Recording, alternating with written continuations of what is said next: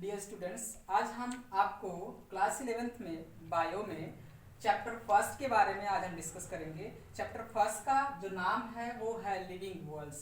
तो living world's में सबसे पहले हम जानेंगे कि लिविंग क्या होता है।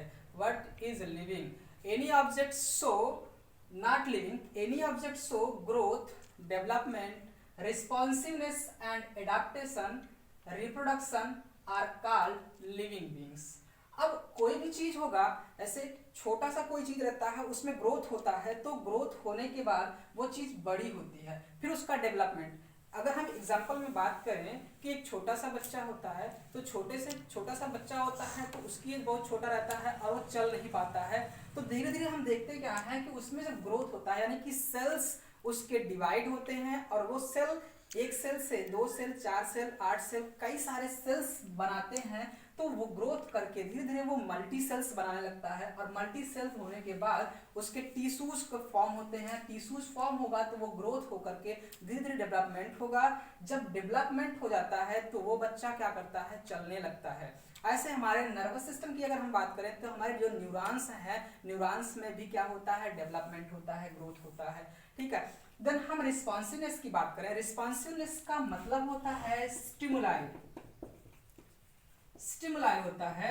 स्टिमुलाई का मतलब ये कि अगर हम बात करें कि यहाँ पे कोई भी चीज है, जैसे हमें किसी ने अगर हीट है तो हीट होता है तो क्या करते हैं, जैसे हम टच करते हैं उस हीट को तो हम क्या करते हैं, अचानक सा अपने हाथ को खींच लेते हैं। तो देखते हैं कि ये जो रिस्पॉन्सिवनेस होता है, यानी कि हम उसके अगेंस्ट रिस्पॉन्स करते हैं। अगर हम बात करें कि हमको कोल्ड ठंडी लग रही होती है तो हम क्या करने लगते हैं, धीरे धीरे शिवर करने लगते हैं। गर्मी लगती है तो हम क्या करने लगते हैं कि हमें स्वेटिंग होने लगता है। तो ये क्या होता है, एडाप्टेशन में आता है। देन रिप्रोडक्शन आता है। रिप्रोडक्शन में होता क्या है कि कोई भी ऑर्गेनिज्म होता है अपने समान अपने जैसा क्या करता है कि एक नया ऑर्गेनिज्म प्रोड्यूस करने की कैपेबिलिटी रखता है, उसको हम लोग रिप्रोडक्शन बोलते हैं। तो हम लोग लिविंग बीइंग्स में पढ़ते हैं कि क्या growth, development, responsiveness and adaptation, then reproductions are called living beings.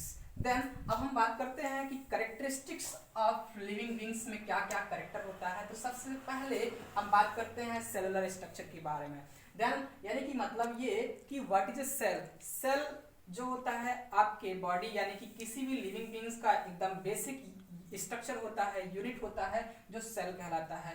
Then cellular structure में अगर हम बात करें, सेल्स जो होते हैं आपके 2 टाइप्स के होते हैं, प्रोकैरियोट सेल होते हैं और यूकैरियोट सेल होते हैं। आप लोग जानते हैं प्रोकैरियोट का मतलब क्या होता है। प्रो जो होता है प्रोकैरियोट यानी कि ऐसा सेल जिसमें न्यूक्लियस का डेवलपमेंट नहीं होता है, उसको हम लोग बोलते हैं प्रोकैरियोटिक सेल्स।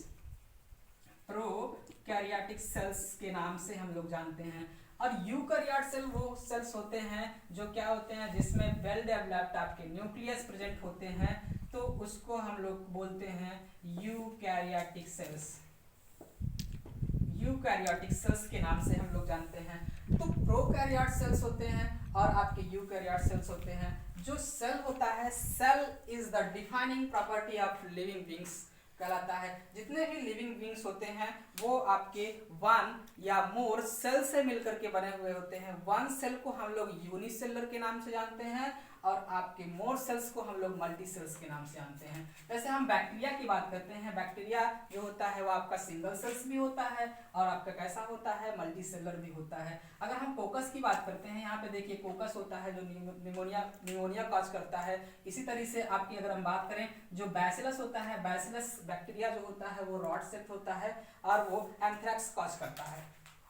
आगे अगर हम सेल की बात करें तो हम लोग हाई स्कूल में ही पढ़े हैं कि सेल की डिस्कवरी किसने की थी, सेल के बारे में किसने बताया था। सबसे पहले सेल के बारे में रॉबर्ट हुक साहब ने बताया था। उन्होंने एक बुक, अपनी बुक में माइक्रोग्राफिया में एक इस वर्ड का यानी कि सेलुलरी वर्ड का जिक्र किया था, जिसका मतलब होता है सेल से। और सेल के आउटर स्ट्रक्चर के बारे में रॉबर्ट हुक साहब ने बताया था। देन उसके बाद एक थ्योरी आई थी, सेल थ्योरी, जो रुडोल्फ वर्चू ने दिया था। रुडोल्फ वर्चू ने उस थ्योरी में उस सेल के बारे में बताया था। उस सेल को उन्होंने कहा था ओमनी सेलुला ए सेलुला के बारे में उन्होंने बताया था।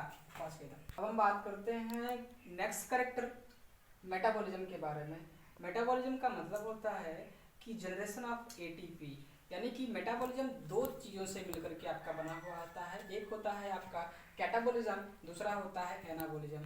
एनाबॉलिज्म का मतलब ये कि कोई भी आपका लार्ज मॉलिक्यूल हो, स्मॉल मॉलिक्यूल हो, वो क्या हो जाता है कि आपका लार्ज आपका मॉलिक्यूल्स बन जाता है, उसको हम लोग बोलते हैं एनाबॉलिज्म।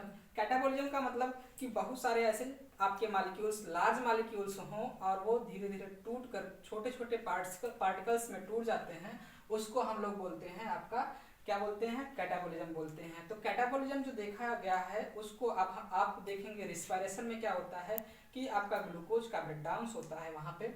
इसी तरीके से जो आपका मेटाबॉलिज्म है, मेटाबॉलिज्म जो आपका है क्या है, defining property of living beings का है। अब हम मेटाबॉलिज्म में बात करें कि एटीपी की बात करते हैं। आपको एटीपी यहाँ पे करेंसी के फॉर्म में होता है। एटीपी जो होता है जनरेट होता है वो करेंसी के फॉर्म में रहता है। जिस तरीके से अगर हम बात करें, एक आपको कहानी के बारे में बताता हूँ कि किस तरीके से आप जानोगे कि यहाँ पे मेटाबॉलिज्म हो रहा है। अगर हम बात करते हैं कि जैसे मान लीजिए आप किसी जगह पे जाते हो, कोई पार्टी है आपके दोस्त की और वो आप पार्टी में जा रहे हो, आपके पास 2000 का रुपए का नोट है और बस 2000 का नोट है और आपका जो गाड़ी है, स्कूटी है, मान लीजिए स्कूटी लिए हुए है आप, तो स्कूटी में पेट्रोल खत्म हो जाता है। आप किसी पेट्रोल टंकी पे जाते हो तो सोचते हो कि यार ये 2000 का जो नोट रखा हुआ है हमने, वो क्या हो जाएगा, अगर मैं पेट्रोल डला लिया तो क्या हो जाएगा, वो खत्म हो जाएगा। तो आप ये जो आपका है वो करेंसी है और आप उसको अगर तोड़ देते हैं, यानी कि आप 50 रुपए का मान लीजिए पेट्रोल डला करके आप अपने दोस्त के पार्टी में जाते हैं, देन अपने पापा मम्मी के रिटर्न होने के टाइम पे आप वापस आ जाते हो, तो इससे क्या हुआ कि आपके वो जो 2000 के नोट थे उसका ब्रेकडाउन हो गया, यानी कि वो छोटे छोटे अमाउंट में टूट गया और वो टूटा तो उसको हम लोग बोलेंगे यहाँ पे कैटाबॉलिज्म। और अगर आपका वो लार्ज अमाउंट आपने इकट्ठा करके रखा, छोटे छोटे अमाउंट को रखा, लार्ज अमाउंट में बन गया, तो उसको आप बोलोगे एनाबॉलिज्म के बारे में बोलोगे। तो कैटाबॉलिज्म जो होता है, अभी यहाँ पे हम बात करें मेटाबॉलिज्म के बारे में, तो मेटाबॉलिज्म जो है वो sum of total of all biochemical reactions and take place inside the cell, यानी कि लिविंग सिस्टम के अंदर ये सारी चीजें चल रही होती है। तो हम बात करें यहाँ पे सम ऑफ टोटल के बारे में। सम ऑफ टोटल का ये मतलब होता है कि यहाँ पे कैटाबॉलिज्म एंड एनाबॉलिज्म दोनों रिएक्शन एक साथ साथ चल रहे होते हैं, उसको हम लोग सम ऑफ टोटल की बात करते हैं। सम ऑफ टोटल हम लोग फोटोसिंथेसिस में भी पढ़ेंगे, वहां पे हम लोग डिटेल में पढ़ेंगे। तो देन आपका metabolism reactions can be demonstrated outside the body in the free cell system में। ये आपके फ्री सेल सिस्टम के बाहर भी ये आपका डिमॉन्स्ट्रेट हो सकता है मेटाबॉलिज्म। अगर हम बात करें कि किसी भी आपके लिविंग सेल्स के अंदर जब आपका मेटाबॉलिज्म रिएक्शंस नहीं होता है तो वो कंडीशन आपका कहलाता है इन विट्रो कंडीशन। विट्रो जो वर्ड लिया गया है विट्रस से लिया गया है, विट्रस से लिया गया है। विट्रस का मतलब होता है glass like structure, glass like structure की बात करते हैं। इन विट्रो का ये मतलब हुआ कि कोई भी आपका एक्सपेरिमेंट अगर किया जाता है, वो टेस्ट ट्यूब के अंदर किया जाता है, तो वो आपका क्या कहलाता है, विट्रो इन कंडीशंस कहलाता है। और ये चीजें जो होती हैं वो आपका बायोलॉजिकल प्रोसेस नहीं होता है, उस प्रोसेस जो आपका लैब कंडीशन यानी कि आपके टेस्ट ट्यूब में कराया जाता है उसको हम लोग बायोकेमिकल रिएक्शन, यानी कि आपका वो बायोकेमिकल रिएक्शन के अंदर आता है। अब हम बात करें अगर यहाँ पे टाइप्स ऑफ मेटाबॉलिज्म, हमने अभी जस्ट बताया आप लोगों को कि यहाँ पे एनाबॉलिज्म होता है। एनाबॉलिज्म का मतलब ये कि बिल्डिंग अप ऑफ रिएक्शन, यानी कि किसी भी लार्ज छोटे छोटे मॉलिक्यूल्स जो हैं वो एक साथ इकट्ठा हुए और इकट्ठा हो करके वो एक लार्ज मॉलिक्यूल बना लेता है, तो उसको हम लोग बोलते हैं एनाबॉलिज्म रिएक्शंस जानते हैं, एनाबॉलिज्म जानते हैं। यहाँ पे क्या होता है कि जो फोटोसिंथेसिस होता है, formation of starch from glucose, यानी कि फोटोसिंथेसिस होता है कैसे कि स्टार्च का, ग्लूकोज से स्टार्च का फॉर्मेशन होता है और वो आपका एनाबॉलिज्म रिएक्शंस में आते हैं। देन हम लोग अगर बात करें कि यहाँ पे कैटाबॉलिज्म के बारे में बात करें तो कैटाबॉलिज्म में हमने अभी जस्ट बताया आप लोगों को ब्रेकडाउन होता है, यानी कि लार्ज मॉलिक्यूल क्या कर जाता है, लार्ज मॉलिक्यूल वो क्या करेगा कि स्मॉल मॉलिक्यूल्स में ब्रेक डाउन हो जाता है उसका, तो उस प्रोसेस को हम लोग बोलते हैं कैटाबोलिज्म बोलते हैं। क्या बोलते हैं? कैटाबोलिज्म बोलते हैं। कैटाबोलिज्म हम लोग देखते हैं यहाँ पे क्या होता है कि रिस्पायरेशन की अगर हम बात करें तो रिस्पायरेशन जो होता है वो आपका कैटाबोलिज्म रिएक्शंस में आते हैं। देन अगर हम कहें कि एनाबोलिज्म के बारे में अगर और बात करें तो यहाँ पे होता क्या है कि जैसे आपका छोटे छोटे मॉलिक्यूल्स की बात करें तो यहाँ पे लार्ज मॉलिक्यूल, एक मिनट रुक जाइए थोड़ा सा, ये मान लीजिए आपका सेल है और इस सेल में आपका जो करेंसी के फॉर्म में है एटीपी है। अब एटीपी यानी कि हम मेटाबॉलिज्म की बात कर रहे हैं यहाँ पे। मेटाबॉलिज्म में ये आपका एनर्जी करेंसी है जो आपका एटीपी है। एटीपी यानी कि आपका ये कैसे बना होगा, या तो एनाबोलिज्म से बना होगा या तो कैटाबोलिज्म। यहाँ पे हम बात करें कि कैटाबोलिज्म है तो कैटाबोलिज्म है, दूसरी तरफ हम बात करें यहाँ पे एनाबोलिज्म है। तो यहाँ देखिएगा कि एनाबोलिज्म में होता क्या है कि यहाँ पे लार्ज मॉलिक्यूल्स जो होते हैं उनका अगर वो ब्रेक डाउन हो जाए, क्या हो जाए, आपके लार्ज मॉलिक्यूल्स का ब्रेक डाउन हो जाता है, तो ये ब्रेक हो जाता है छोटे छोटे स्मॉल पार्टिकल्स में, वो कहलाता है कैटाबोलिज्म। और कैटाबोलिज्म क्या करेगा, छोटे छोटे जो मॉलिक्यूल्स एक साथ इकट्ठा होते हैं और फॉर्मेशन करते हैं आपके एटीपी का। अब ये एटीपी यानी कि आपका एनर्जी करेंसी बन गया है, इसका आप यूटिलाइजेशन कर सकते हो। अब यूटिलाइजेशन जब हो जाएगा तो फिर आपको एटीपी की जरूरत पड़ती है और आपका सेल क्या करता है, आपकी बॉडी जो होती है वो एटीपी फिर से प्रिपेयर करता है और आपको एनर्जी प्रोवाइड करवाता है। वैसे हम क्या करें कि छोटे छोटे मॉलिक्यूल्स अगर आपकी बात करें कि कैटाबोलिज्म में यहाँ पे छोटे छोटे अमाइनो एसिड्स मिल जाते हैं। छोटे छोटे अमाइनो एसिड मिल करके क्या करते हैं, आपके प्रोटीन का फॉर्मेशन करता है। मान लीजिए यहाँ पे क्या हो गया, आपका प्रोटीन्स बन गया। देन उसी तरीके से छोटे छोटे कार्बन, हाइड्रोजन, ऑक्सीजन मिल करके क्या करता है कि आपके कार्बोहाइड्रेट का फॉर्मेशन करता है, ग्लूकोज का फॉर्मेशन करता है। इसी तरीके से ये क्या करता है, ये आपका मेटाबॉलिज्म और कैटाबॉलिज्म को डिस्क्राइब करता है। बस अब हम बात करते हैं यहाँ पे कैरेक्टरिस्टिक ऑफ लिविंग बीइंग्स में ग्रोथ के बारे में। जो ग्रोथ होता है वो इरिवर्सिबल रिएक्शंस होता है किसी मास में, और वो किसी इंडिविजुअल के मास में इरिवर्सिबल रिएक्शंस होते हैं या इरिवर्सिबल इंक्रीजमेंट होता है, उस प्रोसेस को हम लोग ग्रोथ बोलते हैं। हमने लिखा है कि irreversible increase in the mass of individual is called growth। Growth जो होता है, अगर हम बात करें तो ग्रोथ जो है not defining property of living beings. अगर हम बात करते हैं यहाँ पे माउंटेन की बात करते हैं तो माउंटेन्स में क्या होता है, कुछ डस्ट पार्टिकल्स हमेशा यहाँ पे इकट्ठा हो जाते हैं आपके एनवायरनमेंट से, और इसका क्या हो जाता है, इंक्रीजमेंट हो जाता है। और ये जो होता है इंक्रीजमेंट जो होता है वो इरिवर्सिबल इंक्रीजमेंट होता है। और उस प्रोसेस अगर नॉन लिविंग बीइंग्स में, अगर नॉन लिविंग थिंग्स है उस चीज में अगर ग्रोथ हो रहा है तो उसको हम लोग ग्रोथ ना बोल करके उसको हम लोग बोलते हैं एक्रीशन के बारे में वो जानते हैं। ये एक्रीशन जो होता है वो नॉन लिविंग थिंग्स यानी can be increase in size. जैसे हमने बात करी कि माउंटेन की बात करी, स्टोन्स की बात करी, अगर कोई कुछ स्टोन्स होते हैं अगर वो उस पे हम क्या करते हैं वो पानी में पड़े रहते हैं तो कुछ समय के बाद देखते हैं इसकी जो साइज होती है वो इंक्रीज कर जाती है। तो ये चीजें जो होती है ये डिफाइनिंग प्रॉपर्टी लिविंग बीइंग्स की नहीं होती है। ग्रोथ में लिखा है कि growth is not defining property of living beings. This is the most important things of such these lines.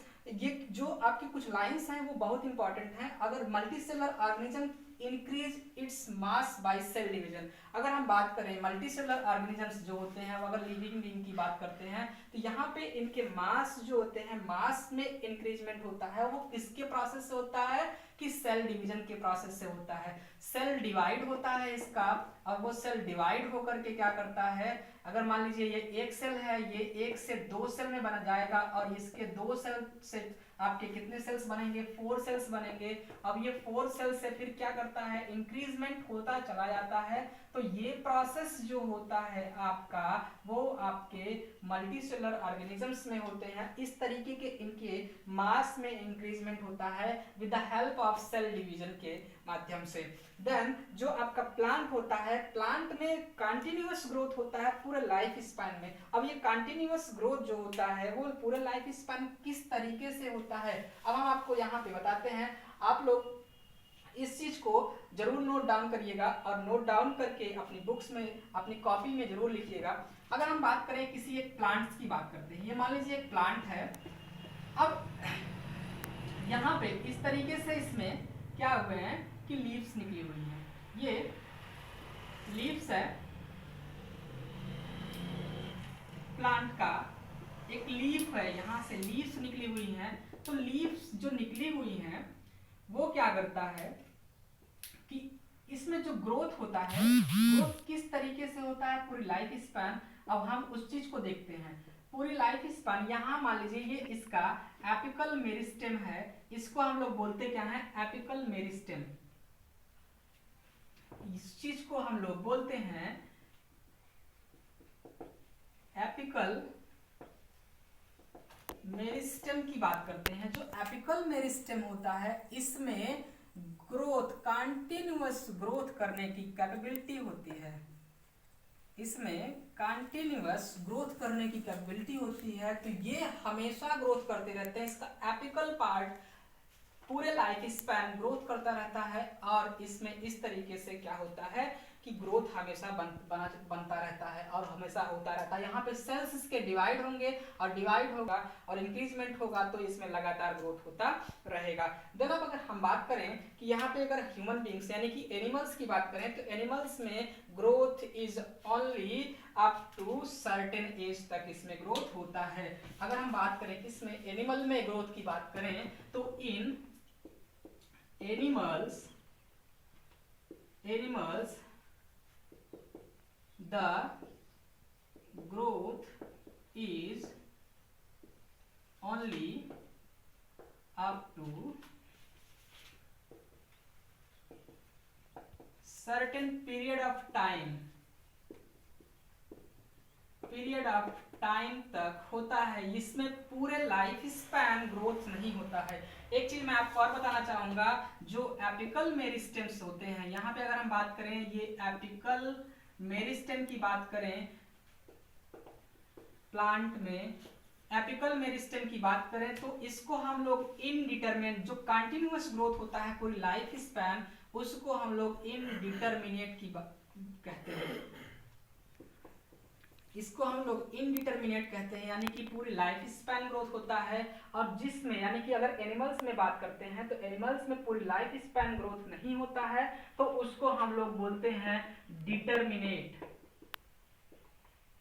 उसको हम लोग क्या बोलते हैं, डिटरमिनेट। ये मेडिकल में कई बार इस तरीके के क्वेश्चंस पूछे गए हैं, प्लीज इसको आप लोग नोट कर लीजिएगा, ये बहुत इंपॉर्टेंट है और आपके मेडिकल में कई बार यहाँ से क्वेश्चंस पूछे जा सकते हैं और फिर आगे भी पूछे जा सकते हैं।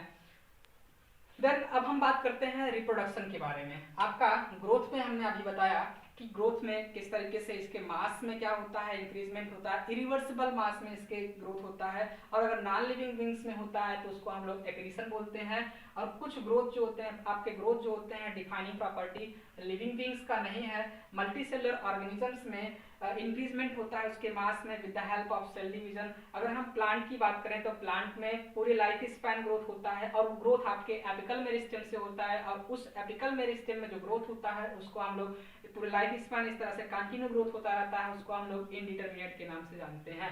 देन अगर हम बात करें एनिमल्स में, तो एनिमल्स में जो ग्रोथ होता है पूरी लाइफ स्पैन नहीं होता है, वो उसके एक स्पेसिफिक टाइम होता है, वहां तक उसका ग्रोथ होता है, देन उस एनिमल की डेथ हो जाती है और उसको हम लोग क्या बोलते हैं, डिटरमिनेट ग्रोथ के नाम से हम लोग यहाँ पे जानते हैं। तो ये सारी चीजें आपके ग्रोथ के बारे में रहा।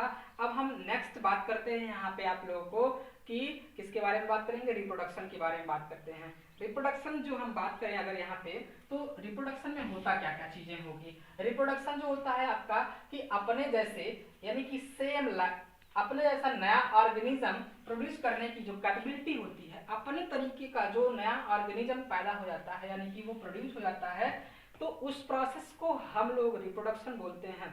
रिप्रोडक्शन जो होता है वो टू टाइप्स का होता है, एक होता है एसेक्सुअल रिप्रोडक्शन और दूसरा होता है सेक्सुअल रिप्रोडक्शन। एसेक्सुअल रिप्रोडक्शन की अगर हम बात करें तो एसेक्सुअल रिप्रोडक्शन जो होता है उसको हम वहां पे क्या होता है कि आपकी सिंगल बॉडी यानी कि एक ना तो वहां पे मेल चाहे मेल हो चाहे फीमेल हो, तो एक बॉडी क्या करती है, एक ऑर्गेनिज्म खुद उसमें कैपेबिलिटी होती है नया अपने जैसा नया ऑर्गेनिज्म प्रोड्यूस करने की जो कैपेबिलिटी होती है उसको हम लोग एसेक्सुअल रिप्रोडक्शन के नाम से जानते हैं।